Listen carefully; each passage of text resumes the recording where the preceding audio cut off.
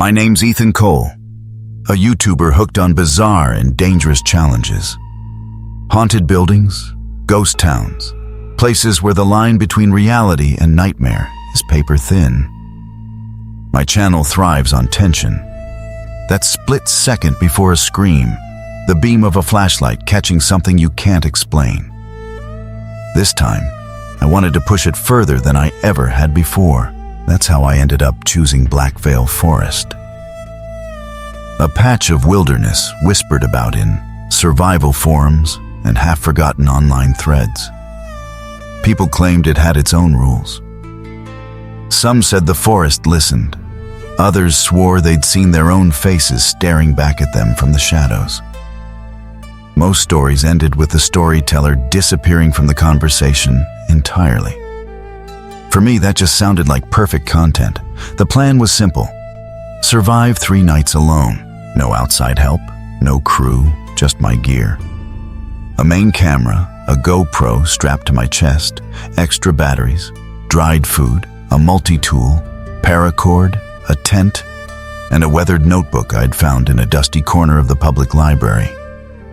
Inside that notebook? Rules for walking where you don't belong. I figured it was local folklore, something to spice up my video. By the time I reached the trailhead, the sun was already bleeding into the horizon. The entrance to the forest was marked by a rotting wooden sign. The lettering worn down to 2 faint symbols that looked more like claw marks than words. The air smelled like damp earth and pine sap. I set up camp on a flat patch of ground near the tree line, hammered the tent stakes deep, and started recording my intro. Hey guys, Ethan here. Tonight, I'm in Blackvale Forest, where they say the dark has eyes and it remembers anyone who steps inside. The campfire crackled, casting shadows that bent and stretched across the trees. As my camera panned into the darkness, it jolted like someone had tapped it. Then, across the viewfinder, thin letters appeared in a flicker of static. Don't look too deep into the forest. I froze. Thought it was a glitch, maybe the SD card corrupting. But when I powered the camera off, the words were still faintly visible against the blank screen, like they'd been etched into the glass. A chill slid up my spine. I swung the flashlight in a slow arc. The beam only seemed to thicken the dark instead of cutting through it. My mind flashed back to one of the lines from that old notebook. After sundown, don't touch anything that isn't part of the forest. I'd already broken that rule. Earlier, I'd picked up a bright red mushroom to film a close-up. I told myself it was nothing. Just nerves. First night in a strange place. But then the sound came. It started like the shuffle of leaves. Then, footsteps. Soft, circling. I grabbed the flashlight, pointed it into the trees. Nothing but trunks and mist. The steps stopped right behind me. And then came a slow, heavy exhale. Too warm to be the wind. Every muscle in me locked up. The forest went dead silent. Even the fire seemed to hold its breath. When I spun around, the night was empty, the shadows still. I picked the camera back up, trying to steady my voice. It's night 1 in Blackvale. I just heard something breathing behind me. The sound came again, leaves crunching. But this time it paced around the tent, slow and deliberate. I remembered another line from the notebook. When the trees are thick and something makes a sound, don't go looking for it. They're already looking for you. My grip on the flashlight tightened. The footsteps stopped inches from my tent wall. Then a murmur, low, broken syllables in no language I knew, slid through the canvas. I sat there, every instinct screaming not to unzip the flap. When the whispering finally faded, I dared to look outside. That's when I saw them. 2 points of blue light between the trees. Not animal eyes. Too steady, too cold. They didn't move, They didn't blink. They just waited. And then, in a single blink, they were gone. At dawn, I stepped out to find the fire long dead and the ground soft from the night's fog. Near the edge of the clearing, pressed into the dirt, was a single footprint, far too large, the toes unnaturally long, ending in deep claw marks. And in that moment, I realized something. Black Veil wasn't just a backdrop for my video. It had been watching me since the moment I arrived. Morning in Black Veil felt like waking up inside frosted glass. The air was cold and slick, the kind that clings to your lungs. I brewed instant coffee over a weak flame and tried to pretend last night hadn't happened. The notebook lay open beside me, its pages yellowed and thin, the edges fretted like old leaves. A handful of lines had been written in a darker ink that bled through the paper as if it wouldn't dry. If you meet yourself in the forest, avoid and do not engage. If someone calls your name, do not turn. If you find your own footprints, walk the other way. When the moon stands at the peak, do not look at the sky. Do not sleep if a song rises in the night. I'd skimmed these before, easy to laugh at in daylight. Now they looked like a contract I hadn't meant to sign. I filmed a quick update. Day 1, I said, voice still rough. We've got rules. We're going to test them. Carefully. I tried for a grin and fell short. By noon, I left camp to scout a loop for B-roll. The forest felt older the deeper I walked. Trunks thick as pillars, bark scoring in vertical lines like tally marks. No birdsong. It was the silence that got me.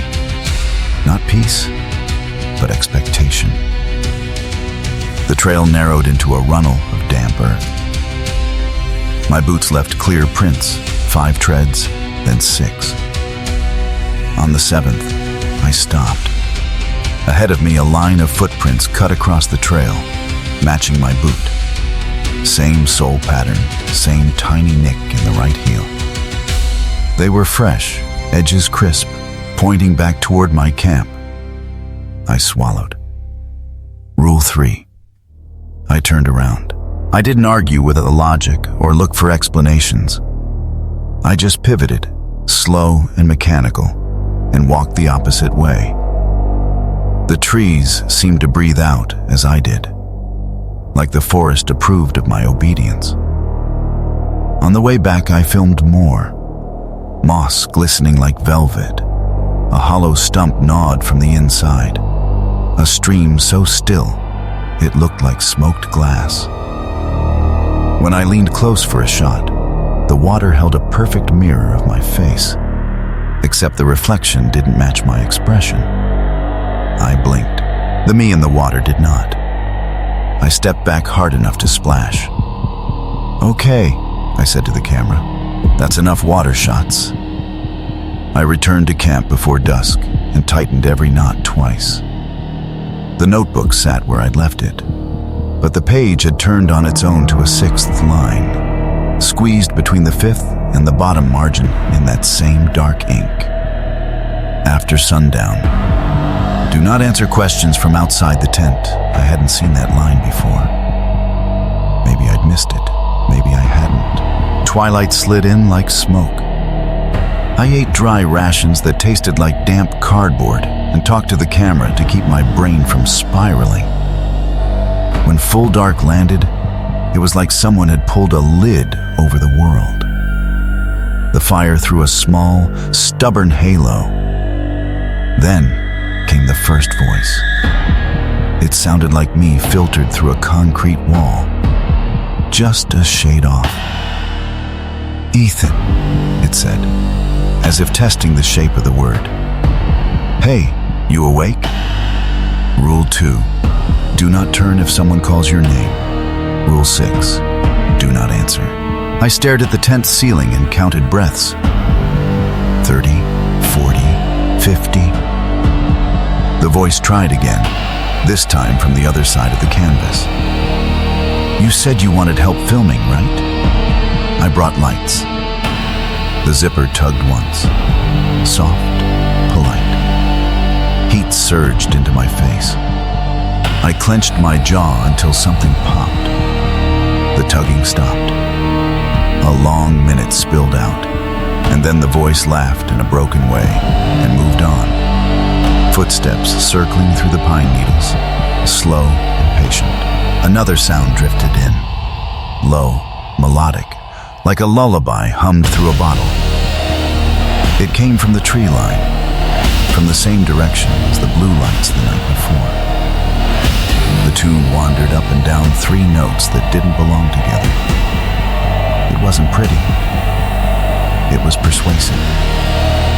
Rule 5. Do not sleep if a song rises in the night. "I'm not sleeping," I whispered to no one. "I'm not even closing my eyes." I strapped the GoPro on out of reflex and fumbled for the main camera. When I checked the viewfinder, static rolled across it like a tide. Beneath the static, a line etched itself in the bottom corner as if someone were carving with a needle. "Stay inside." I filmed anyway. Canvas roof, my shaking hands, the wobbly lantern light. The song swelled and thinned until the notes braided into words I couldn't quite parse. It felt like the forest was trying different keys to find the one that would unlock me. At some dead hour, the humming snapped off. Silence fell hard. I let out a shaky breath and checked the time on my watch. The hands spun once, then settled at midnight. A breeze raked across the tent, bright with the smell of cold stone. For a second, I thought I heard water, like a faraway river. I told myself I'd made it through night 2 without breaking a rule. Then, without warning, a whisper threaded right against my ear, inside the tent. "Turn around." I didn't. I counted to 100 and watched the tent wall ripple like something was breathing on it from the other side. When dawn finally found us, the light came thin and colorless. I unzipped the flap with numb fingers and crawled out into a clearing patterned with dew. The prints encircling my tent weren't boots. They were long and narrow and ended in points that had cut the soil like blades. I opened the notebook with stiff hands. The ink on Rule 2 had smudged. Dark oil dragged by a wet finger. New writing had appeared beneath Rule 6. No spacing this time, as if the page was running out of patience. "If you see eyes in the trees, do not blink back." I hadn't blinked. I wasn't sure what counted as a win anymore. The third afternoon passed under a sky the color of old steel. I told the camera I was going to find higher ground for a wide shot. Anything that would make the edit feel like a proper arc. Not just a man in a tent whispering at ghosts. I strapped on the GoPro, clipped the notebook to my belt, and headed toward a low ridge I'd mapped on my phone. The GPS dot drifted without reason. Bars came and went like a lazy heartbeat. I put the phone away. The forest shifted as I climbed. Less pine, more twisted hardwoods with bark that peeled in long curls like shavings. Up on the ridge, the wind finally moved. It carried a faint ringing, like glass humming after you tap it. I followed the sound along the spine of rock until I reached a break in the trees. There, between 2 stunted oaks, stood a stone figure half swallowed by lichen. A woman with eyes carved too wide, pupils drilled deep. Her mouth was a thin line, neither smile nor scream. Around her base, someone had arranged a circle of gray feathers and charred twigs and what might have been teeth. I raised the camera and zoomed. Something about the statue's gaze made my skin pucker. The notebook rustled against my hip. I flipped it open and found a margin note I didn't remember. "If you find a statue, do not touch it. The old ones mark what they claim." The words looked recent. The ink was still glossy. I stepped back. A shadow slid across the clearing that didn't match the clouds. "We're done here," I said out loud, and my voice sounded too bright.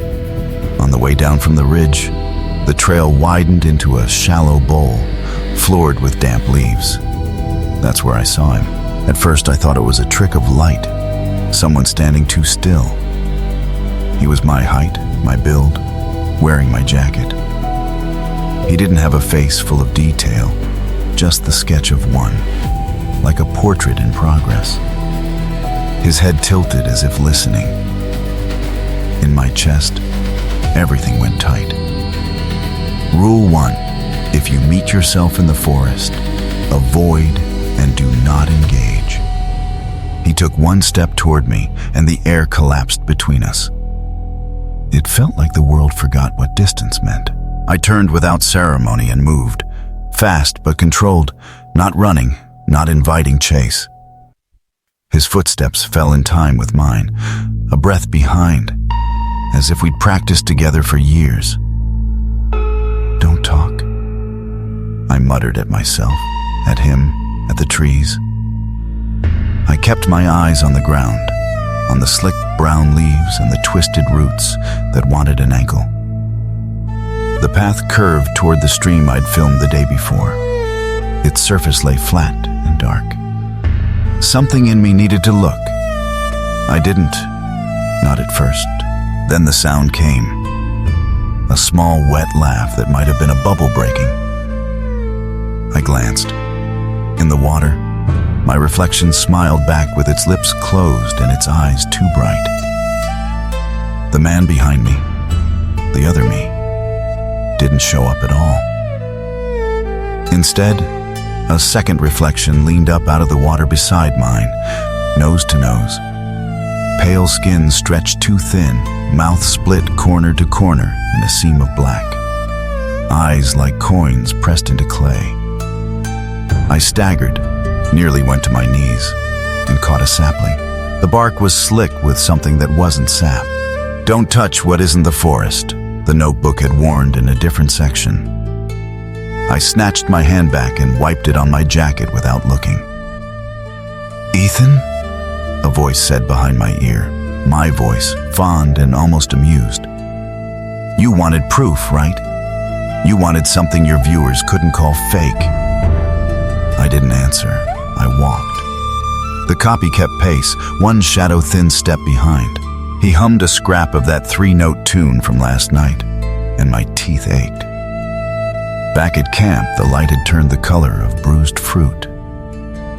I pretended the copy wasn't there and stoked the fire as if the fire could choose a side. When I finally sat, the copy sat across from me, flame reflecting in eyes that were exactly my eyes. We stared at each other over the coals. He smiled without showing teeth. I kept my face blank. Minutes crawled. The notebook lay open in my lap like a shield. The copy's gaze flicked down to it, then up to me. "Pages run out," he said in my voice. "Rules change." The wind shifted. The fire leaned. Somewhere out past the light, a branch snapped in a careful, deliberate way. More punctuation than accident. I felt the moment stretch thin. If I spoke, I'd be in. If I looked away, I'd be lost. I did the only thing left. I stood, picked up the camera, and started narrating like this was just another segment I could fix in post. "Night 3, I said, keeping him in the edge of the frame without framing him. "We're observing, we're following the rules, we're staying alive." He cocked his head, as if genuinely interested in how I'd end my sentence. Then he lifted his hand and bent a finger, miming a small "come here" gesture, like we were still kids and this was a dare by the creek behind my old house. I did not move. The gesture collapsed into stillness. He watched me for a while longer. And then he did something I wasn't ready for. He looked past me into the trees and smiled at something else. The hair on my arms lifted. Out in the darkness, two blue points woke up like pilot lights. I didn't blink. I didn't breathe. The notebook's page turned in a draftless tent.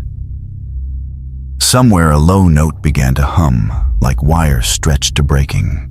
The copy and I both held still, listening, while Black Veil waited to see which of us would be the first to make a mistake. The blue lights didn't fade so much as slide away into the black between the trees. The copy's eyes followed them until nothing remained but the hiss of the wind through branches. Then he turned back to me as if checking whether I'd flinched. I hadn't, at least not outwardly. By the time I looked away, the fire was low, ash collapsing in on itself. I fed it 2 sticks, watched the sparks snap upward, and decided to keep moving. Staying still made me a target, or bait. I grabbed the camera, clipped the flashlight to my chest strap, and stepped into the dark. The air was colder than it should have been this early in the night. Each breath tasted like old stone. I followed no trail, just moved where the trees opened, careful not to brush against anything alive. Rule or not, I didn't want to feel the texture of Black Veil on my skin. The ground dipped into a shallow gully carpeted in wet leaves. A pale shape broke the monotony, a curve just visible beneath the debris. I crouched and brushed a layer of leaves aside. A mask stared back. It was carved from wood gone gray with age, the grain running like veins through the cheeks. Its mouth was fixed in a narrow, too long smile. The eye holes were nothing but black. Something about it radiated attention, like it was already aware of me kneeling above it. The notebook pressed against my ribs. I flipped it open and scanned. Midway down a page I hadn't read yet was a terse line. Do not take the mask. It opens doors that cannot be closed. My fingers were inches from the edge of the thing. I pulled back so fast my shoulder twinged. The air in the gully felt thicker now, as if I'd disturbed something by even touching the leaves. A twig snapped above me. I swung the flashlight toward the ridge. Silhouettes. Not one, but several. Each figure wore a mask like the one at my feet. Some with carved antlers, some with long, bird-like beaks, all standing perfectly still. The black holes where their eyes should be didn't reflect the light. They were arranged in a loose ring, their shoulders angled inward, their attention pooled where I knelt. One tilted its head. The others followed in perfect unison. I backed away, uphill, never taking my light off them. They didn't step forward. They didn't need to. The ring seemed to expand with my movement, keeping its distance but never breaking shape. I climbed until I hit flat ground, then turned, forcing myself not to run. The masked figures had vanished. The forest ahead was empty, except for the steady mist curling around my boots. I didn't realize I'd been holding the notebook in a death grip until the cover bent under my fingers. I pushed it into my jacket and kept moving, angling toward the sound of water in the distance. When I reached the creek, it was nearly still, the surface a black mirror. For one moment, the sound of running water eased the tightness in my chest.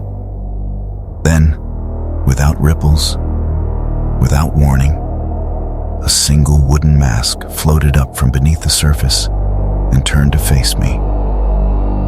I stepped back into the trees, my lights swinging wild. Behind me, water dripped like footsteps. I didn't stop until the trees pressed close on either side, their branches knitting overhead. The ground leveled out into an open space no bigger than a living room. At the center, dead leaves had been cleared into a perfect ring. Inside the ring stood a circle of dry, brittle branches woven together like ribs. In the exact center lay an object half hidden under moss. Stone, maybe, or bone. I edged closer, light angled low. It was a statue, smaller than the one on the ridge, but carved from the same pale rock. The same wide eyes, the same thin mouth. This one's surface was smeared with a dark, rust-colored crust that flaked when the wind touched it. Around the statue, the ground was damp and smelled faintly of iron. The notebook practically twitched in my pocket. I opened it, expecting the same warning as before, but the text had changed. The statue rule was still there, but underneath, in cramped script, a new line had been added. If you are pushed inside the circle, you will not leave. Something moved in the periphery, a shadow detaching from shadows. My breath caught. It was the copy again, but this time his eyes were fixed on the statue, not me. His lips moved, soundless. He stepped forward and placed a palm flat against the woven branch wall. The structure didn't bend, it shivered. I took a step back. The toe of my boot hit something soft. I glanced down, another mask. This one split in half, lying open like a broken shell. The copy turned toward me slowly, his hand still on the circle. His expression hadn't changed, but the light caught a sharpness in his eyes I hadn't seen before. He stepped away from the barrier and began to circle me, slow and deliberate. I matched his pace, keeping him in sight. Somewhere behind him, beyond the branches, other shapes began to form. They were less human than the masked figures. Bodies too long, joints bending the wrong way, heads cocked at angles no neck could survive. They watched from inside the circle, their eyes like wet stones. The copy glanced at them, then back at me. "They like you," he said. My voice again, my inflection. I shook my head. "I'm not playing." His smile widened a fraction. "You already are." The wind shifted. A dry branch inside the circle snapped under no weight at all. The figures moved closer to the barrier, their faces, or what might have been faces, pressing just far enough forward that I could see the grooves of the masks they wore, carved straight into their skulls. The air felt charged, like the second before a storm breaks. The notebook's pages riffled without my touch. I caught a glimpse of a half-written rule on the last page. If the circle opens, you must... The rest was smeared into nothing. I didn't wait to find out the ending. I turned and pushed through the trees until the clearing was gone behind me, the air slightly easier to breathe. But I knew the direction I'd run was wrong. The forest didn't let you just walk away.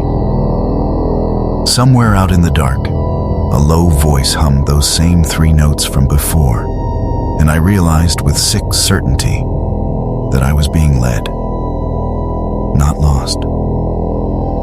By the time I found my way back to camp, the fire had burned down to coals, and the trees leaned in like an audience that had been waiting too long. I stoked the flames until they licked higher, then sat with my back to the tent, notebook in my lap, scanning the rules again as if they might rearrange themselves into an escape plan.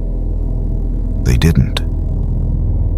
The wind started as a thin whistle through the pines.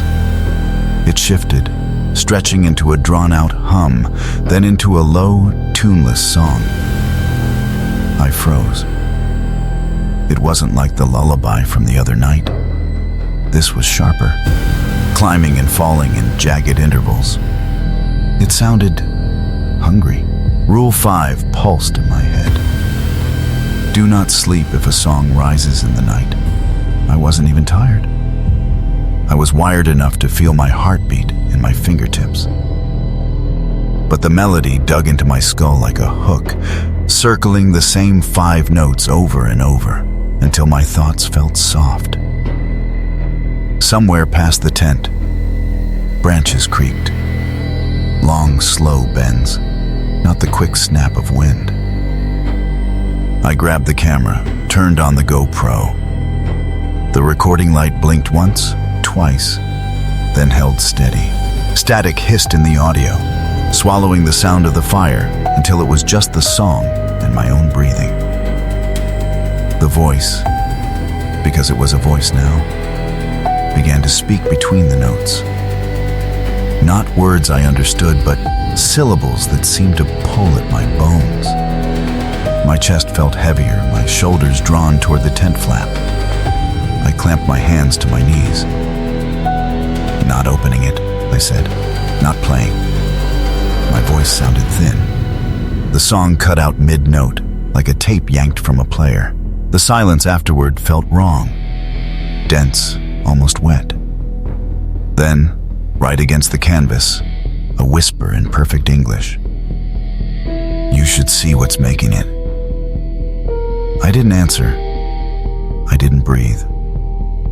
The whisper moved along the wall of the tent, slow and deliberate, until it reached the back corner. Then came the sound of nails, or claws, dragging along the nylon in one unbroken line.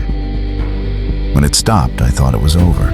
Then the reply came, faint but clear, from deep in the forest. The same song, played back in perfect imitation, as if something out there were mocking whatever was next to my tent. For the rest of the night, those two voices traded verses across the darkness. I sat with my knees pulled to my chest, counting every breath until the sky began to pale. Morning came gray and brittle. The first thing I saw when I unzipped the tent was a set of tracks circling the camp. Barefoot, long-toed, each step sunk deeper than human weight should allow. They overlapped in places, some facing inward toward me, others facing out toward the forest. I crouched to get a closer shot with the camera. That's when I noticed the second set. These weren't bare. They were boots. My boots. The same tread, the same nick in the right heel. The prints wandered away from camp, curving into the undergrowth. Rule 3. If you find your own footprints, walk the other way. I turned in a slow, deliberate pivot and started walking opposite the tracks, eyes scanning for movement. The forest felt alert, like the space between the trees was listening. I kept my pace steady, telling myself the rule was the only thing keeping me from being reeled in. After 20 minutes, the ground began to slope downward. Mist pooled in the hollows, muffling the sound of my steps. Ahead, the path narrowed between two massive trunks. I hesitated before stepping through. On the other side was an open patch of ground, where the soil was soft and black, almost like ash. In the exact center was a perfect pair of fresh prints, mine, facing me. I backed out the way I'd come. No hurry, just retreat. Once I was back between the twin trunks, I turned and kept going until my legs ached. When I finally stopped to catch my breath, I realized the forest had changed again. The air was warmer, the ground dry. Birdsong drifted in faintly from somewhere far away, but I couldn't see a single bird. That's when the smell hit me. Copper and rot, faint but growing stronger. I followed it until the trees opened into another clearing. The center of the clearing was dominated by a massive, gnarled tree. From a distance, it could have been just another piece of Blackveil's ancient canopy. Up close, it was wrong. The bark was a patchwork of colors, sallow, gray, bruised. And as I drew nearer, I realized why. It wasn't bark at all. It was skin, pale, sunken, stitched together with long black thorns. Human limbs jutted from the trunk at unnatural angles, some dangling lifelessly, others locked rigid as if reaching. Faces bulged from the surface in varying states of decay, their mouths open in silent screams. Dark fluid seeped from the seams, pooling at the roots. I raised the camera with numb hands. The lens refused to focus, the image warping as though the tree didn't want to be recorded. A sound came from the far side, wet, dragging. I stepped back just as something tall and thin rounded the trunk. It wore a long black coat, slick with stains, its face hidden behind a mask of rough wood carved into a blank oval. In one hand, it gripped a butcher's knife the size of my forearm. In the other, it dragged what was left of a body, the head lolling at a broken angle. It stopped when it saw me. For a moment, the forest held its breath. Then it tilted its head slowly, like it was trying to decide where to cut first. I bolted. Branches clawed at my arms, mud sucked at my boots. But I didn't look back until I'd cleared the clearing and slammed into a wall of brush. Somewhere behind me, the dragging sound resumed, unhurried, as if it knew there was nowhere in Blackville I could run that it couldn't find. I didn't stop running until my lungs felt raw and my legs shook with every step. Even then, I could still hear the steady drag of that blade somewhere in the distance. Not close enough to see, not far enough to forget. Blackvale didn't believe in safe distance. I found myself back at the stream. Its surface, once flat and dark, now shimmered like it was breathing. When I crouched to drink, I froze. The water didn't reflect the trees or the sky. It showed something else. A field of black soil under a white, moonless sky. And in the center, me, kneeling, head bowed, hands bound. The image shifted. Another figure stepped into view. My copy. Only now he looked more real than I did, his skin warmer, his expression alive. He placed a hand on my reflected shoulder and whispered something I couldn't hear. Then, as if sensing me watching, both reflections turned and stared straight into my eyes. I stumbled back from the bank. The notebook felt heavier in my pack, like it knew I'd seen something I wasn't meant to. I pulled it out and flipped through. The rules I knew were still there. But in the back, in cramped, almost frantic handwriting, was something new. There is only one way out. Trade your place. My stomach turned. I knew what it meant before the forest confirmed it. A voice behind me, my own voice, said, "I can take your spot." I turned, and there he was. My double. No more shadow, no more blurred edges. Just me. His eyes glinted like he'd already won. "You get to leave," he said softly. "I stay." They're satisfied. Everyone gets what they want. "And my soul?" I asked. "It comes with me," he answered without hesitation. "You'll feel lighter." He smiled. Empty, maybe, but free. Behind him, between the trees, the masked figures gathered. Their heads tilted in unison, waiting, judging. I should have refused. I should have fought. But the forest's weight pressed down on me, and for the first time, I realized I didn't have the strength to survive another night. I nodded once. The copy stepped forward, put his hand on my chest, and pushed. It was like ice and fire at the same time, something tearing free from deep inside me. I couldn't scream. I couldn't breathe.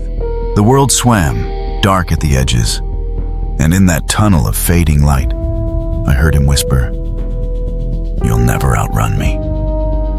Then he was gone, and I was alone. I woke lying on damp soil near the trailhead, morning sun cutting through the mist. For a few moments, I thought I'd really escaped. The trees looked less menacing, the air less heavy. But when I stood, the cold stayed in my bones. I hiked fast, following the path out. No masked figures, no copies, no blue lights. Just forest. I started to think maybe the bargain had worked. Then I reached my car. The driver's side window was rolled halfway down. Sitting in the seat was my camera, still recording. I picked it up, pressed play.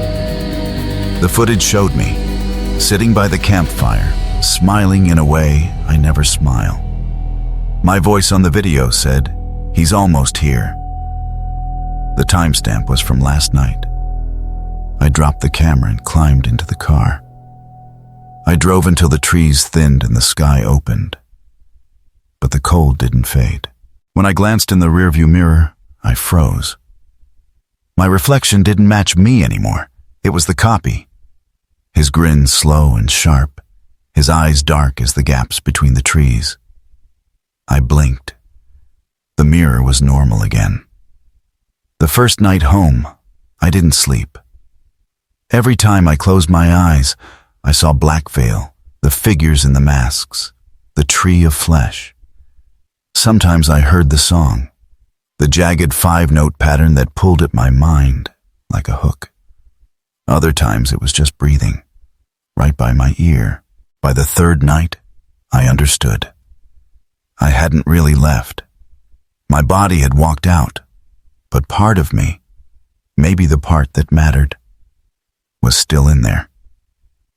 And every time I saw my reflection lag just a fraction behind my movements, I knew he was still holding it. Now, when the sun goes down, I avoid mirrors. I keep every window locked. But sometimes I wake to find the notebook on my nightstand, open to a rule I never wrote. Rule 0. Once you enter Black Veil, you never truly leave.